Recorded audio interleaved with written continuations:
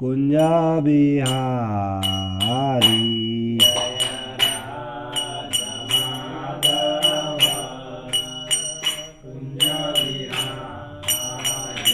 जय राधा माधव कुंज बिहारी।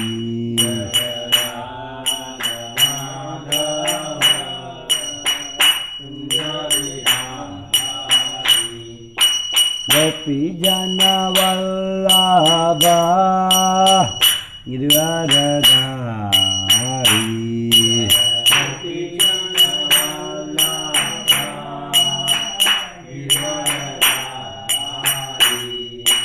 गोपी जन वल्लभ गिरिवरधारी।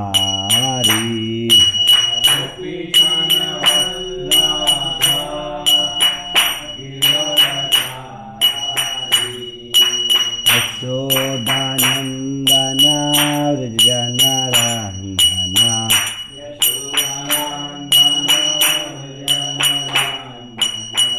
यशोदानंदन व्रजनरंजन।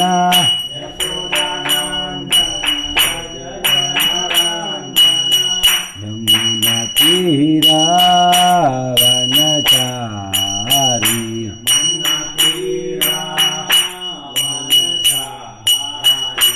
यमुना तीरा वनचारी।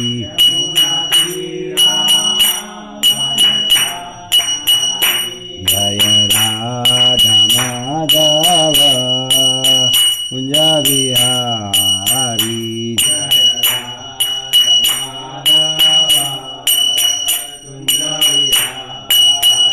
जय राधा माधव कुंज बिहारी।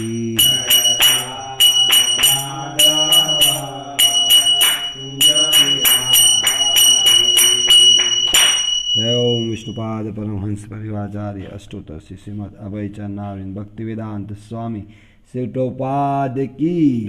ग्रंथराज श्रीमद भगवद गीता तेना मूल रूपेणी ताई गौर श्री प्रेमानंदे। ओम नमो भगवते वासुदेवाय। ओम नमो भगवते वासुदेवाय। ओम नमो भगवते वासुदेवाय।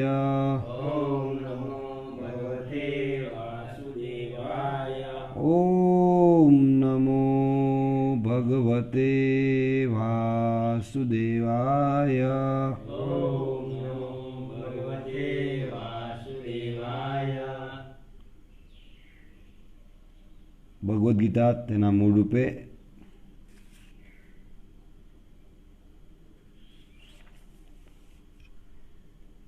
अध्याय 3 श्लोक संख्या 11 कर्मयोग। देवान् भावयता अनेन ते देवा भावयन्तु व परस्परं भावयन्त श्रेय परम अवाप्स्यथ। अनुवाद। દેવોને ભાવયાતા પ્રસન્ન કરીને અનેન આ યજ્ઞ દ્વારા તેઓ દેવો ભાવયંતુ પ્રસન્ન કરશે વ તમને પરસ્પરમ અરસ્પરસ ભાવયંત એકબીજાને પ્રસન્ન કરીને શ્રેય વરદાન શુભ પરમ સર્વોપરી અવાપ્સયત તમે પ્રાપ્ત કરશો। अनुवाद तथा भावार्थ कृष्ण कृपामूर्ति एसी भक्तिवेदांत स्वामी श्री प्रभुपाद जी द्वारा यज्ञों द्वारा प्रसन्न थईने देवो तमने पण प्रसन्न करशे अने ए रीते मानवो तथा देवो वच्चेना सहकारथी सौनो अभ्युदय थशे। ओम ज्ञानतिमिरान्धस्य ज्ञानाञ्जनशलाकया चक्षुरुन्मिलितं येन तस्मै श्रीगुरुवे नमः। नमो ओम विष्णुपादाय कृष्णप्रेष्ठाय भूतले श्रीमते भक्तिविकास स्वामी नामिने। नमो ओम विष्णुपादाय कृष्णप्रेष्ठाय भूतले श्रीमते भक्तिवेदांत स्वामी नामिने। नमस्ते सारस्वती देवे गौरवाणी प्रचारिणी विशेषण्यवादी पाश्चात्य देशतारिणी श्री कृष्ण चैतन्य प्रभु नित्यानंद श्री अद्वैत गदाधर शिवासादि गौर भक्तवृंद हरे कृष्णा कृष्णा कृष्णा हरे हरे हरे राम राम राम हरे हरे।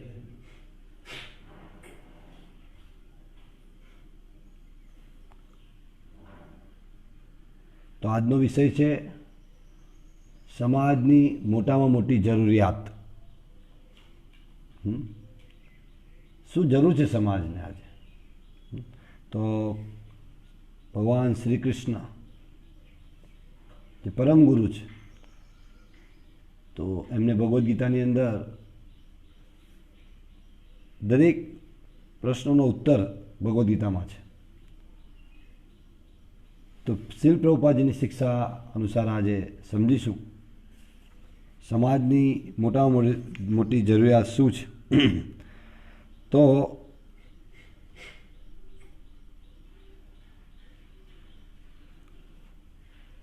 આજે પ્રકૃતિ છે, આજે વ્યવસ્થાઓ છે, આ ભૌતિક જગતની, આધ્યાત્મિક જગતની પણ વ્યવસ્થા ભગવાન દ્વારા છે, પણ એ અંતરંગા શક્તિના નેજા હેઠળ છે। આપણને ભૌતિક જગત જે છે એ ભગવાનની બહિરંગા શક્તિ દ્વારા નિયંત્રિત છે। તો અહીંયા ભગવાન કહે છે, યજ્ઞો દ્વારા પ્રસન્ન થઈને દેવો તમને પણ પ્રસન્ન કરશે અને એ રીતે માનવો તથા દેવો વચ્ચેના સહકારથી સૌનું અભ્યુદય થશે। તો અભ્યુદય કેવી રીતે થશે એના વિશે આપણે શ્રી પ્રભુપાદજીની શિક્ષા અનુસાર સમજીએ। દેવતાઓ ભૌતિક બાબતો માટે નિમેલા વહીવટકર્તાઓ છે। દરેક વસ્તુ દેવો દ્વારા નિયંત્રિત છે। જળ, સૂર્યપ્રકાશ, દરેક વસ્તુ દેવો દ્વારા પ્રદાન કરવામાં આવે છે ભગવાનની આજ્ઞા અનુસાર। તો શ્રી પ્રભુપાદજી કહે છે કે દેવતાઓ ભૌતિક બાબતો માટે નિમાયેલા વહીવટકર્તાઓ છે, ભૌતિક બાબતો માટે। આધ્યાત્મ માટે જ્યારે આપણે જીવન આધ્યાત્મમાં પ્રગતિ કરી હોય તો એ તો પૂર્ણ પુરુષોત્તમ ભગવાન શ્રી કૃષ્ણ એમની શિક્ષાઓને શબ્દસહ પાલન કરવાથી, સમજવાથી ત્યારે વાસ્તવિક આપણું આધ્યાત્મિક પ્રગતિ થશે। દરેક જીવ માટે દેહ પ્રાણનું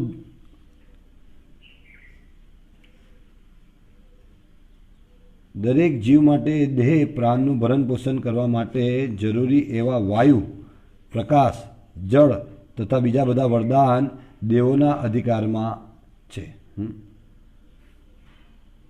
આ દરેક જીવના દેહને ટકાવી રાખવા, ભરણ પોષણ કરવા માટે, પ્રાણનું ભરણ પોષણ કરવા માટે જરૂરી એવા વાયુ, પ્રકાશ, જળ તથા બીજા બધા વરદાનો દેવોના અધિકારમાં છે। વરસાદ કેટલો આપવો, નહીં આપવો, એ દેવોના અધિકારમાં છે। અને પૂર્ણ પુરુષોત્તમ પરમેશ્વરના દિવ્ય દેહના વિભિન્ન અંગોમાં અસંખ્ય સહાયકો તરીકે દેવો સ્થિત છે। ઘણી વખતે ઘણા લોકોની ભૂલધારણા હોય છે કે ભાઈ ઇસ્કોન દ્વારા દેવોની ભક્તિ કરવાની ના કહેવામાં આવે છે, પણ ભગવાન જે શબ્દ કહે છે એને સમજવા પડશે કે દેવોનું અસ્તિત્વ શું છે। દેવો પ્રતિનિધિત્વ કરે છે, કોનું પ્રતિનિધિત્વ કરે છે? ભગવાનનું। જેવી રીતે આપણે ઉદાહરણ તરીકે સમજીએ કે કોઈ કંપની છે, તો જે કર્મચારીગણ છે એ તો કંપનીના માલિકથી સંપર્કિત નથી હોતા, કારણ કે માલિક પાસે બીજા ઘણા કાર્ય છે, તો એને અલગ અલગ મેનેજરની મેળા હોય છે। એની અંદર એક એકાઉન્ટ ડિપાર્ટમેન્ટ મેનેજર હોય છે કે જેના દ્વારા બધાની સેલરી કરવામાં આવે, પગાર ચૂકવવામાં આવે, અને બધા જ જે આવતા હોય છે તે એ પગાર લેવા માટે આવતા હોય છે। તો બધા પ્રત્યક્ષ રીતે તો કોને જુએ છે? મેનેજરને, કે ભાઈ મેનેજરની સહી થાય તો જ આપણને પગાર મળે, પણ એ પાવર્સ આપ્યો કોને એને? અને જે સહી કરે છે, એ એકાઉન્ટની અંદર અલ્ટિમેટલી જે બી આર્થિક વ્યવસ્થા કોના દ્વારા વ્યવસ્થા કરવામાં આવે છે? તો એના જે માલિક દ્વારા। તો એને એ જે કર્મચારીગણ છે એ પ્રત્યક્ષ રીતે જોતા નથી, એટલે એને કોને સર્વે સર્વ માને છે? મેનેજરને. તો આ એની એક પ્રકારની અજ્ઞાનતા છે. એક સ્તરનું જ્ઞાન છે પણ એક પ્રકારની અજ્ઞાનતા છે. તો દેવી દેવતાઓને વરદાનના અધિકાર છે, પરંતુ એ સમજવું પડશે કે એ પરમેશ્વરના દિવ્ય દેહના વિભિન્ન અંગોના અસંખ્ય સહાયકો તરીકે દેવો સ્થિત છે. ભગવાનની જે આ વ્યવસ્થા છે એને સહાયક તરીકે છે. લોકો એમની સ્થિતિ શું છે એ સમજવી પડે દેવોની. તેમની ખુશી અથવા નાખુશી મનુષ્યો દ્વારા સંપન્ન કરતા યજ્ઞો ઉપર અવલંબિત છે. એમની ખુશી નાખુશી એ મનુષ્યો દ્વારા જે યજ્ઞો સંપન્ન કરવામાં આવે એના ઉપર નિર્ભર હોય છે. કેટલાક યજ્ઞો અમુક દેવતાઓને પ્રસન્ન કરવા અર્થે જ સંપન્ન કરાતા હોય છે. ઘણા યજ્ઞો તમે જોશો કે ભાઈ ગણેશ યાગ કરવામાં આવે છે અને અલગ અલગ યજ્ઞ કરવામાં આવે છે એ પર્ટિક્યુલર દેવતાને સંતુષ્ટ કરવા માટે.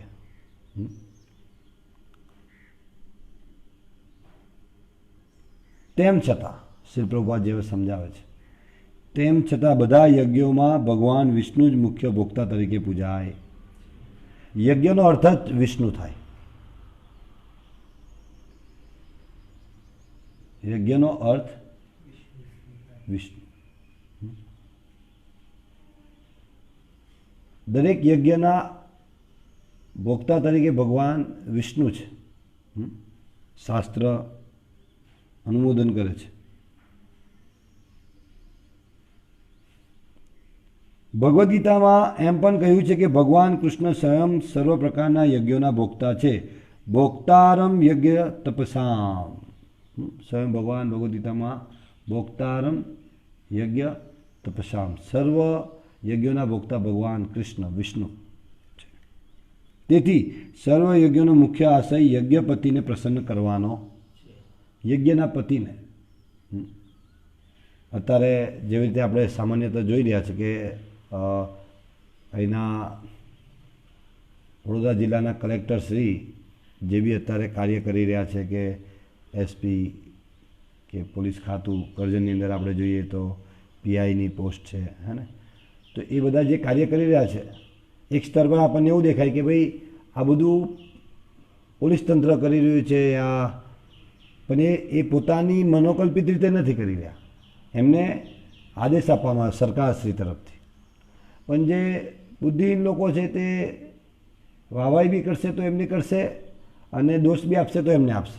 પણ જે બુદ્ધિશાળી માણસ એ જાણે છે કે એ પોતે નિયમ બનાવવા માટે શક્તિમાન નથી. સરકારશ્રી ગાઈડલાઈન બહાર પાડશે કે ભાઈ આ રીતે કાર્ય કરવાનું છે. હા, તો એ રીતે જ કાર્ય થાય છે. એવી રીતે દરેક વસ્તુના નિયંતા તો અલ્ટિમેટલી કૃષ્ણ છે. એ આપણે સમજવું પડશે ભગવદ્ ગીતાના આધારે. સર્વ યજ્ઞનો મુખ્ય આશય યજ્ઞપતિને પ્રસન્ન કરવાનો હોય. આ જેટલી બી તંત્ર દ્વારા કાર્ય કરવામાં આવે છે એનો મૂળ ઉદ્દેશ શું છે કે ભાઈ સરકારશ્રી દ્વારા જે બી ગાઈડલાઈન આદેશ જે આપવામાં આવ્યા છે એને પાલન કરીને સરકારશ્રીને સંતુષ્ટ કરવા. કારણ કે સરકારશ્રીથી જ એમને નિયુક્તિ કરવામાં આવી છે. બઢોતરી કરવામાં આવશે, નિયુક્તિ કરવામાં આવશે, સેલરી કરવામાં, એ સરકારશ્રી તરફથી કરવામાં આવી રહી છે. તો એવી રીતે દરેક વસ્તુ ભગવાનમાંથી આવે છે. ભગવાન દ્વારા એનું નિર્માણ છે. પણ દેવતા કોણ છે? વહીવટ કરતા છે.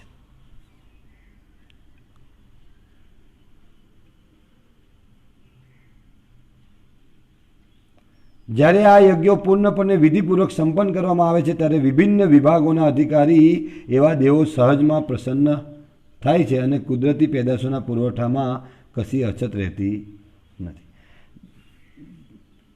આ યજ્ઞો પૂર્ણ કરવામાં આવે વિધિપૂર્વક. અહીંયા શબ્દ નોંધપાત્ર છે, વિધિપૂર્વક. અવિધિપૂર્વક નહીં, મનોકલ્પિત રીતે નહીં. ગમે તે રોડ પર. હા, યજ્ઞની એક વિધિ છે. પણ અત્યારે કલયુગની અંદર આ યજ્ઞો સંભવ નથી અને એ યુગ ધર્મ પણ નથી. એ સમજવું પડશે શાસ્ત્રો દ્વારા. તો યજ્ઞ કરવાના છે, પણ કયો યોગ્ય? યુગ કેટલા છે? 4: સતયુગ, ત્રેતા, દ્વાપર અને કલયુગ. તો આ યુગ કહેવાતા શાસ્ત્રમાં. હા, તો દરેક યુગની અંદર યુગ ધર્મ છે.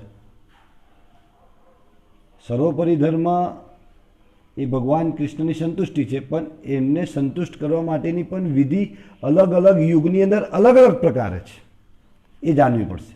તો અત્યારે યજ્ઞ કરવાની વિધિ શું છે એ આપણે જાણવી પડશે.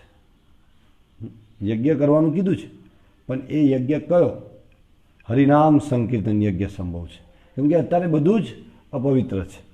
કલયુગની અંદર કોઈ વસ્તુ શુદ્ધ મળતી નથી. ના ઘી મળે, હવન સામગ્રી શુદ્ધ મળી શકે છે, ના બ્રાહ્મણો શુદ્ધ છે,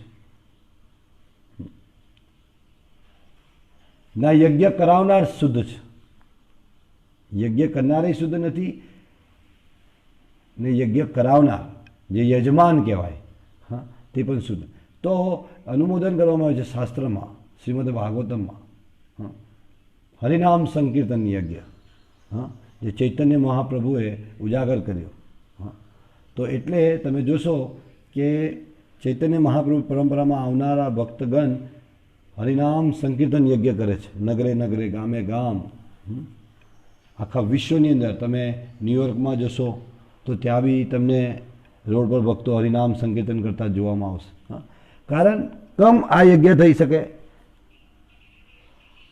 અહીંયા વિધિપૂર્વકની વાત કરી ને, તો એટલા માટે આ યજ્ઞ સંભવ છે કે બ્રહ્માજી સ્વયં કહે છે કે આની કોઈ વિધિ નથી. હરિનામ સંકીર્તન ગમે ત્યારે, ગમે ત્યાં. હા, ત્યાં આગળ વિદેશોની અંદર ઘણા એવા ફેસ્ટિવલ આવે, જેવી રીતે 25 ડિસેમ્બરથી લઈ 31 ડિસેમ્બર સુધી ઉત્સવ ઉજવાય ત્યાં. તો ત્યાં રાત્રિ આખી રાત કાર્યક્રમો ચાલે. તો ભક્તો ત્યાં રાતે પણ હરિનામ સંકીર્તન કરે છે. કેમ કે દરેક જીવો પર દયા કરવા, કૃપા કરવા, એન કેન પ્રકારે એ લોકોને ભગવાનના નામનું શ્રવણ થવાથી એ નિશ્ચિત એ યજ્ઞનો એમને લાભ મળશે અને ભગવાનની કૃપા પ્રાપ્ત થશે. તો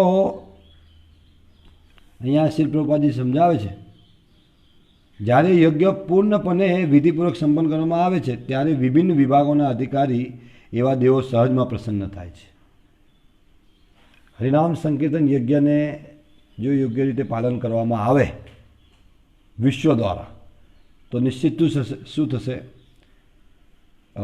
કે વિભિન્ન વિભાગોના અધિકારી એવા દેવો સહજમાં પ્રસન્ન થાય છે અને કુદરતી પેદાશોના પુરવઠામાં કશી અછત રહેતી નથી. એટલે હરિનામ સંકીર્તન બહુ જરૂરી છે. તો આ તો સરકારની રિસ્પોન્સિબિલિટી છે. હા, સરકારે શાસ્ત્રોના અધ્યયન કરી અને જે નિષ્ણાતો છે એવા જે શુદ્ધ ભક્તો છે એમની સલાહ લઈ અને આ હરિનામ સંકીર્તનને લાગુ કરવો જોઈએ દરેક રાજ્ય, દરેક દેશે. જેવી રીતે અત્યારે એક ગાઈડલાઈન બહાર પાડવામાં આવી છે સ્પેશિયલી કોરોના વાયરસનો વિસ્તાર ના થાય એ રીતે, હા, લોકો ગ્રસ્ત ના થાય એનાથી. એવી રીતે ઈશ્વરવિહીન જે વિચારોથી ગ્રસ્ત થઈ રહ્યા છે લોકો, એના લીધે આ બધી તકલીફ છે. દુઃખનું કારણ શું છે? કેમ કે દેવો અત્યારે નારાજ. યજ્ઞપતિને જ્યારે ભૂલી જઈએ છે, હા, તો જે વહીવટદાર છે, જે રીતે આપણે અત્યારે સરકારશ્રીની જે ગાઈડલાઈન છે એનું ઉલ્લંઘન કરીએ તો અત્યારનું અહીંનું તંત્ર નારાજ થશે અને એક્શન લેશે. એવી રીતે પ્રકૃતિએ પણ એક્શન લીધી છે હવે. હા, તો એમાંથી વાસ્તવિક જે આપણી સમસ્યાઓ છે એ શું છે કે ઈશ્વરને ભૂલવું, ભગવાનની વિસ્મૃતિ એ દુઃખોનું કારણ છે. તો જ્યારે પરમ ભગવાન કૃષ્ણને સંતુષ્ટ કરવામાં આવશે તો અન્ય દેવી દેવતા પણ સંતુષ્ટ થશે અને વાસ્તવિક રીતે જે જરૂરિયાત છે મનુષ્ય જીવનને ટકાવી રાખવા માટે, હા, મનુષ્ય જીવન શા માટે ટકાવવાનું છે, શા માટે મહત્ત્વપૂર્ણ છે? શા માટે આટલી બધી દોડાદોડી, આટલી બધી તકલીફો લઈને બધા કાર્ય કરી રહ્યા છે? કે એટલા માટે કે મનુષ્ય જીવન એટલા માટે મહત્ત્વપૂર્ણ છે કે મનુષ્ય જીવનમાં જ આપણે ભગવત પ્રાપ્તિ કરી શકીએ છીએ. કૂતરા બિલાડા માટે નિયમો નથી. અત્યારે આધુનિક સમાજ એ પ્રાણી જેવું જીવન જીવવા તરફ આગળ વધી રહ્યો છે, અને વધી ગયો છે, વધી રહ્યો નહીં, વધી ગયો છે. પણ મનુષ્ય જીવન એ પ્રાણીઓ જેમ જીવવા માટે નથી. મનુષ્ય જીવન છે ભગવત પ્રાપ્તિ માટે, જાણવા માટે કે આપણે કોણ છે, ક્યાંથી આવ્યા, શરીર છોડીને ક્યાં જવાના, કાળ શું છે, પ્રકૃતિ શું છે, કર્મ શું છે, એ જાણતા જ નથી આપણે. યજ્ઞો સંપન્ન કરવાથી અન્ય અનેક લાભ પણ થાય છે, જેના વડે અંતે ભવબંધનમાંથી મુક્તિ મળી જાય છે. યજ્ઞો કરવાથી બધા જ કર્મ પવિત્ર બની જાય છે. તો યજ્ઞો સંપન્ન કરવાથી અન્ય અનેક લાભ પણ થાય છે, જેના વડે અંતે ભવબંધનમાંથી મુક્તિ મળી જાય. હરિનામ સંકીર્તન યજ્ઞ કરવાથી ભવબંધનમાંથી આપણે મુક્તિ પ્રાપ્ત કરી શકીએ છીએ. આ બહુ સરળ છે. હરિનામ સંકીર્તન બહુ સરળ. તમે પરિવારમાં ઘેરે બેસીને પણ રોજ પ્રતિદિન અમે કરીએ છીએ. પ્રતિદિન હરિનામ સંકીર્તન, ભગવત ચર્ચા, નિત્ય પારિવારિક ભગવત ચર્ચા કરવી જોઈએ. અત્યારે આખા સમાજનો કચરો ઘરે લાવીને એની ચર્ચા કરી, જેના લીધે પરિવારની અંદર અસંતુષ્ટિ છે. પણ જ્યારે જે ઉત્તમ શ્લોકો દ્વારા જેમનું ગુણગાન કરવામાં આવે છે, ને જે ઉત્તમ શ્લોકો દ્વારા જેમનું ગુણગાન કરવું અતિ આવશ્યક છે, એવા ભગવાન શ્રી કૃષ્ણ, હું આ શબ્દ હું નથી કહેતો, ભાગવતમ શાસ્ત્ર અનુમોદિત છે, અને શાસ્ત્ર એ અપૌરુષેય છે, સ્વયં પ્રમાણિત છે, એને પ્રમાણની જરૂર નથી. હા, કોઈ એવું કહી શકે આ તો તમારા માટે છે. ના, આ દરેક જીવો માટે શાસ્ત્ર છે, અને શાસ્ત્ર દ્વારા જ, શાસ્ત્રના આદેશોનું પાલન કરવાથી જ દરેક જીવ વાસ્તવિક પ્રસન્નતા પ્રાપ્ત કરી શકશે, જે ભગવાન શ્રી કૃષ્ણ દ્વારા આવે છે. જે સુખ શોધીએ છે, સુખનું બીજું નામ છે કૃષ્ણ. જેની સુખની આપણે શોધમાં છે, એ સુખ, એ આનંદ, એનું નામ છે કૃષ્ણ. આપણે સુખ અને આનંદને શોધી રહ્યા છે, હા, પણ કૃષ્ણની અવગણના કરીએ છીએ. તો કેવી રીતે સંભવ છે? જેવી રીતે અત્યારે કોરોનાથી બચવા માટે લોકો પ્રયત્નશીલ છે, પણ ડૉક્ટરોનો આપણે અવગણના કરીશું.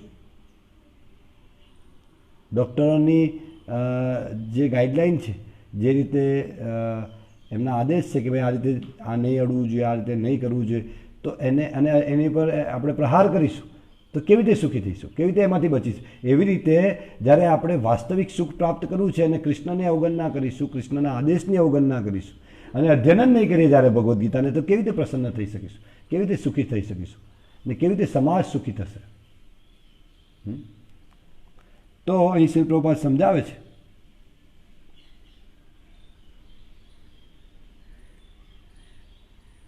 યજ્ઞનો મૂળ ઉદ્દેશ ભગવાનની પ્રસન્નતા, અને અંતે બીજા અનેક લાભ એનાથી થાય છે, પણ મૂળ જે લાભ છે એ ભવબંધનમાંથી મુક્તિ મળી જાય.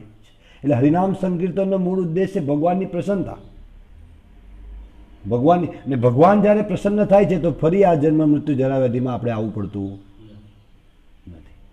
ફરી આવા દુઃખોમાં પ્રતિદિન અલગ અલગ પ્રકારની નવી ઉપાધિઓ આવી રહી છે. તો એ ઉપાધિઓમાંથી મુક્ત થવાનો એક જ રસ્તો છે હરિનામ સંકીર્તન. યજ્ઞો કરવાથી બધા જ કર્મ પવિત્ર બની જાય છે, જેમ કે વેદોમાં જણાવ્યું છે. આહાર શુદ્ધો સત્વ શુદ્ધિ, સત્વ શુદ્ધો ધ્રુવ સ્મૃતિ, સ્મૃતિ લબ્ધે સર્વગ્રંથિના વિપ્રમોક્ષ. હા, જે યજ્ઞ કરવાથી બધા જ કર્મ પવિત્ર બની જાય છે, અને વેદોમાં પણ કહ્યું છે યજ્ઞ કરવાથી મનુષ્યના ખાદ્ય પદાર્થો શુદ્ધ થાય છે. તો કયો યજ્ઞ? યજ્ઞ શિષ્ટાસીના સંતો. કે યજ્ઞની અંદર એટલે ભગવાન શ્રી કૃષ્ણ ભોગતા છે.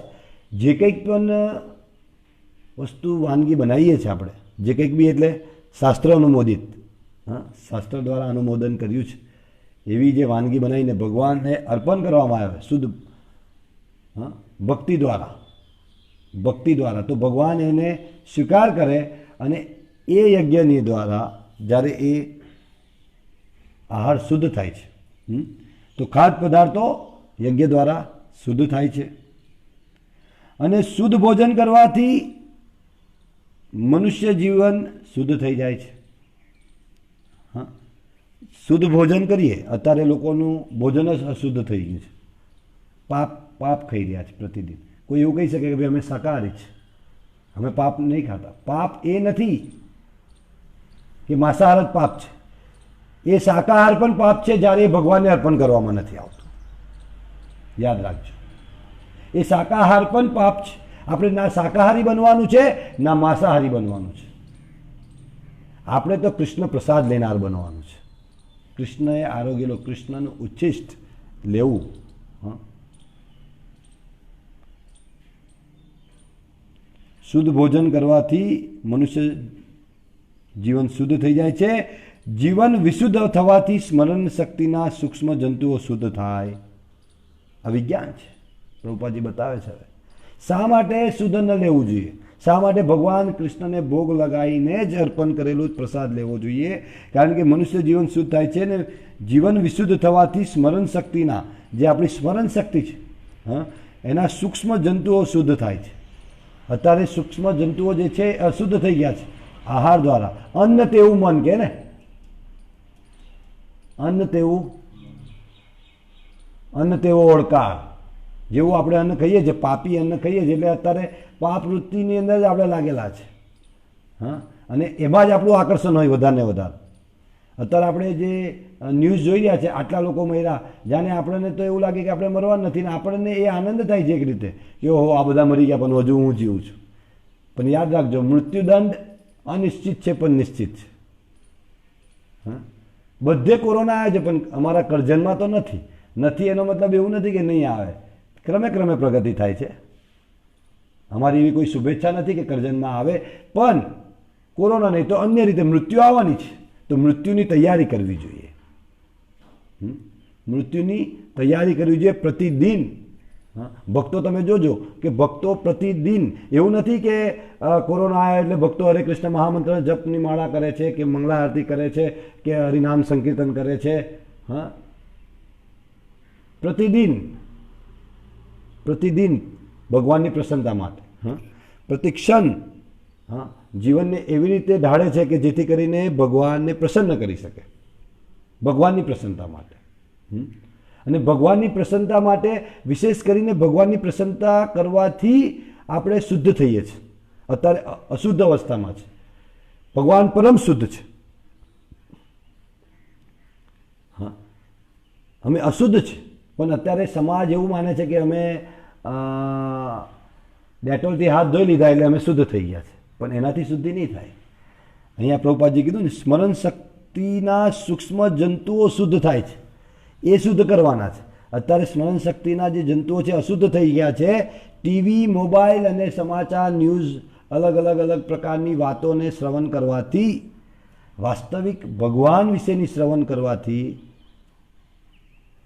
ભગવાનને ભોગ અર્પણ કરેલો પ્રસાદ લેવાથી, ભક્તોનો સંગ કરી ભક્તોની સેવા કરવાથી આપણા જે સ્મરણ શક્તિના જે સૂક્ષ્મ જીવ છે, સૂક્ષ્મ જંતુઓ છે, એ શુદ્ધ થાય છે. અને ત્યારે પછી હંમેશા માટે ભક્તો ભગવાનની પ્રસન્નતા માટે જ વિચારે છે.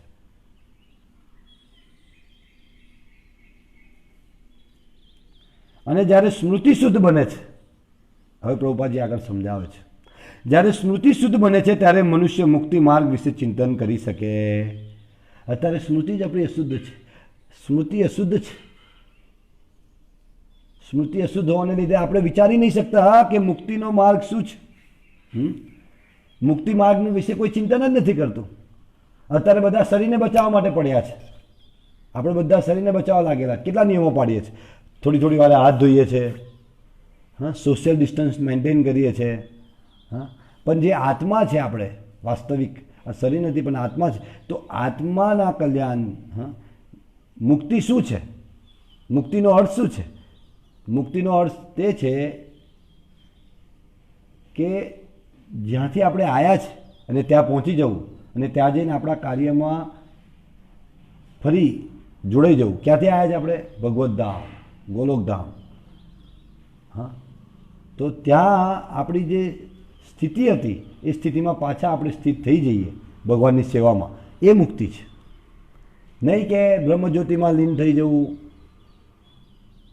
ભગવાન બનવાની આકાંક્ષા, આ બધી મુક્તિ નથી. ઘણા લોકો ભગવાન બનવાની આકાંક્ષાઓ રાખે છે, બ્રહ્મજ્યોતિમાં લીન થવાની આકાંક્ષાઓ રાખે છે. હા, પણ એ વાસ્તવિક મુક્તિ નથી. મુક્તિ છે સ્વરૂપે ન અવસ્થિત. હા, જે આપણી સર્વ અવસ્થા છે એમાં અવસ્થિત થવું, એ મુક્તિ છે. તો પ્રભુપાદજી કહે છે કે સ્મરણ શક્તિના સૂક્ષ્મ જંતુઓ શુદ્ધ થવાથી આપણે સ્મૃતિ શુદ્ધ થાય છે, અને જ્યારે સ્મૃતિ શુદ્ધ થાય છે, હા, ત્યારે મનુષ્ય મુક્તિ માર્ગ વિશે ચિંતન કરી શકે છે, અને આ બધા મળીને કૃષ્ણ ભાવનામૃત પ્રતિ લઈ જાય છે. જ્યારે સ્મૃતિ આપણી શુદ્ધ થાય છે, અત્યારે અશુદ્ધ છે, એટલે આપણે જુઓ કે ભક્તોનો બી આપણે સંગ કરવા માટે તૈયાર નથી. આપણે શાકભાજીવાળાનો સંગ કરીએ છીએ, કોરોનાને આ ભય વચ્ચે અનાજ કર્યાના વેપારી સાથે સંગ કરીએ, પણ ભક્તોનો સંગ કરવાનો નહીં. અને ટેલિફોનિક કરી શકીએ. હા, ટેલિફોનિક બી તો સંપર્ક થાય ને, કે ભક્તો જોડે ચર્ચા કરી શકીએ, મેં આ વાંચ્યું, આ સાંભળ્યું છે, તમે કેમ ચાલે છે તમારી ભક્તિ. તો એ કાર્યસંભવ છે કે જ્યારે આપણે ભગવાનને ભોગ અર્પણ કરીને પ્રસાદ લેતા હોઈશું, પ્રસાદ લેવાથી આપણી બુદ્ધિ શુદ્ધ થાય, સૂક્ષ્મ જે જંતુઓ છે એ શુદ્ધ થાય, એ શુદ્ધ થવાથી આપણે મુક્તિના માર્ગે, ત્યારે આપણે મુક્તિના માર્ગ વિશે જે પ્રભુપાદજીની શિક્ષાઓ છે એને શબ્દશઃ ભગવાને આપેલા આદેશ છે એને શબ્દશઃ પાલન કરવા માટે વિચારીશું, અને પાલન કરવાનો પ્રયત્ન અત્યારે નથી કરી શકતા. એનો મતલબ આપણો આહાર અશુદ્ધ છે. આપણે જો ભગવાનને ભોગ લગાવીને નથી લેતા પ્રસાદ,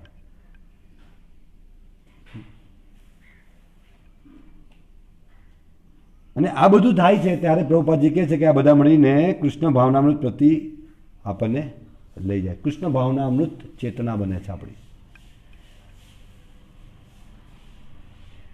કે જે આજના સમાજ માટે મોટામાં મોટી જરૂરિયાત, સમાજની મોટા મોટી જરૂરિયાત શું છે? કૃષ્ણ ભાવનામૃત ચેતના. સમાજને કૃષ્ણ ભાવનામૃત ચેતના બનાવવા માટે જરૂરી છે. સમાજની મોટા મોટી જરૂરિયાત કૃષ્ણ ભાવનામૃત ચેતના, અને એની આખો ક્રમ આજે તમને બતાવવામાં આવ્યો કે કેવી રીતે થઈ શકે. તો સમાજની મોટા મોટી જરૂરિયાત છે કૃષ્ણ ભાવનામૃત ચેતના. કૃષ્ણ ભાવનામૃત ચેતનામાં કાર્ય કરવું, દરેક કાર્ય કૃષ્ણની પ્રસન્નતા માટે કરવું, કૃષ્ણની સ્મૃતિ સાથે કરવું, કૃષ્ણના ચિંતન સાથે કરવું, જે અર્જુને પણ કર્યું. અર્જુને આટલું મોટું યુદ્ધ લડ્યું. આપણે એક નાનકડા કોરોના સાથેના યુદ્ધની અંદર ભગવાનને ભૂલી જઈએ છીએ. હા, અર્જુને આટલું મોટું યુદ્ધ કર્યું, જે ઇતિહાસનું મોટામાં મોટું યુદ્ધ છે, એનાથી મોટું કોઈ યુદ્ધ નહીં થયું, ને કદાચ નહીં થઈ શકે, સંભવ જ નથી. એટલે પોપ્યુલેશન કઈથી લાવશો? એટલા બધા યોદ્ધાઓ કઈથી લાવશો? મોટામાં મોટું યુદ્ધ મહાભારત. હા, ત્યાં એ યુદ્ધની અંદર પણ અર્જુન કૃષ્ણ ભાવનામૃત ચેતના સાથે યુદ્ધ કર્યું, કૃષ્ણને ભૂલીને નહીં. ભગવાન શ્રી કૃષ્ણનો ભગવદ્ ગીતાનો મૂળ તાત્પર્ય જે છે, મન મનાભાવ મદ ભક્તો મધ્યાજીમાં નમસ્કુરુ, સદૈવ મારું ચિંતન કર, મને નમન કર, મારું પૂજન કર. મારું ચિંતન કરવા સાથે બધું કાર્ય કર. પણ આપણે દરેક કાર્ય ભગવાનને ભૂલીને કરી રહ્યા. તો જરૂરિયાત છે આ સમાજની, આજના સમાજની મોટામાં મોટી જરૂરિયાત છે કૃષ્ણ ભાવનામૃત ચેતના. અને એ ચેતના બનાવવા માટે માત્ર ભક્તો જે કરી શકે છે, તો ભક્તોએ આગળ આવી સમાજને વાસ્તવિક કૃષ્ણ ભાવનામૃત બનાવવા માટે પ્રયત્નશીલ છે, પણ વધારે અત્યારે પાવરથી કરવું પડશે. બહુ જલ્દીથી મૃત્યુ આવી રહી છે. આ સમાજ ભૌતિક ચેતના સાથે શરીર છોડી રહ્યા છે દરેક વ્યક્તિ હવે. તો એ લોકોને કૃષ્ણ ભાવનામૃત, આર્ટ ઓફ ડેથ શીખવાડવાની શ્રી પ્રભુપાદની શિક્ષા અનુસાર. આર્ટ ઓફ ડેથ, મૃત્યુની કળા, મરવાની કળા જે પ્રભુપાદજી શીખવાડી છે ભગવાનની શિક્ષાઓ અનુસાર. અત્યારે લોકો જીવતા શીખવાડવાની વાત કરે. હવે જીવવાનું તો ક્યાં નિશ્ચિત છે? મૃત્યુ અનિશ્ચિત છે પણ નિશ્ચિત છે. હા, તો એ અનિશ્ચિતતાને અનિશ્ચિત છે પણ નિશ્ચિત છે, તો એને આપણે મૃત્યુની કળા દરેક જીવને શીખવાડવાની છે. આપણે પોતે અને દરેક જીવાત્માને એ શીખવાડવાની. કૃષ્ણ ભાવનામૃત ચેતના સાથે કેવી રીતે અંતિમ સમય કૃષ્ણ ભાવનામૃત ચેતનાની અંદર આપણે પસાર કરીએ અને ભગવત પ્રાપ્તિ કરી શકીએ. બહુ જ મહત્વપૂર્ણ. અને એ સંભવ છે મનુષ્ય જીવનમાં જ. પ્રાણીના જીવનમાં અત્યારનો સમાજ પ્રાણી બનાવવાની અત્યારે આધુનિક વ્યવસ્થા છે, પ્રાણીઓ બનાવે છે. અને કૃષ્ણ ભાવનામૃત હરે કૃષ્ણ આંદોલન એ દરેક જીવને કેવી રીતે મનુષ્ય બની અને કૃષ્ણ ભાવનામૃત ચેતનાની અંદર જીવી અને અંતિમ સમયે કૃષ્ણની ચેતના સાથે જ્યારે શરીર છોડવામાં આવે છે તો ફરી ક્યારે એને જન્મ લેવો પડે ને ફરી ક્યારે મૃત્યુ થાય નહીં. તો સમાજની મોટામાં મોટી જરૂરિયાત કૃષ્ણ ભાવનામૃત ચેતના છે. હરે કૃષ્ણ. આપ શ્રીનો કોઈ પ્રશ્ન, કોઈ ટીકા, કોઈ વિરોધ, કોઈ ટિપ્પણી જો હોય તો નિશ્ચિત કોમેન્ટમાં તમે લખી શકો છો. જો આ વિડીયો તમને સારો લાગ્યો હોય, વાસ્તવિક તમારા જીવનની અંદર મદદરૂપ થયો હોય તો એને લાઈક કરી શેર જરૂરથી કરજો. અન્ય જીવો પણ રાહ જોઈ રહ્યા છે ભગવાનની શિક્ષાઓને શ્રવણ કરવા માટે. એ આનંદ શોધી રહ્યા છે, પણ આનંદ શું છે? કૃષ્ણ છે. તો ભગવાન શ્રી કૃષ્ણનો મેસેજ એમના સુધી પહોંચાડવા માટે મદદરૂપ થાઓ. તમારે અમારા વોટ્સએપ નંબર પર પણ પ્રશ્ન પૂછી શકો છો. નંબર છે 9426779655. આ જે ચર્ચાઓ કરી રહ્યા છે અમે ભગવદ્ ગીતા તેના મૂળ રૂપેમાંથી, તો એ પુસ્તક ના હોય તો તમે જલ્દીથી વસાવો. અમારો સંપર્ક કરી શકો છો. અમારા વોટ્સએપ નંબર પર તમે ઓર્ડર આપી શકો છો. અમે જલ્દીથી જલ્દી તમને પહોંચાડી શકીશું. તો તમારી શોધ છે કૃષ્ણ, તો કૃષ્ણ છે ભગવદ્ ગીતામાં, શાસ્ત્રો દ્વારા, ભાગવતમમાં જાણી શકીએ. પણ કૃષ્ણ કોણ આપી શકે? ભક્તો જ કૃષ્ણને આપી શકે, શુદ્ધ ભક્તો, પ્રભુપાદજી જેવા. તો નિશ્ચિત પ્રભુપાદજીની શિક્ષા અનુસાર ભગવાન શ્રી કૃષ્ણને સમજવા પ્રયત્ન કરીએ. તો અમે આપને મદદ કરવા માટે તૈયાર છે. અમને સેવાનો મોકો આપો. અમે પુસ્તકો તમારા સુધી પહોંચાડવા માટે તત્પર છે. લોકડાઉનનો લાભ લઈ પ્રતિદિન અધ્યયન કરો એવી વિનંતી છે. હરે કૃષ્ણ. શ્રી રાધા માધવ ભગવાન કે ગ્રંથરાજ શ્રીમદ ભગવદ્ ગીતા તેના મૂળ રૂપેની જય ગોર શ્રી પ્રેમાનંદે.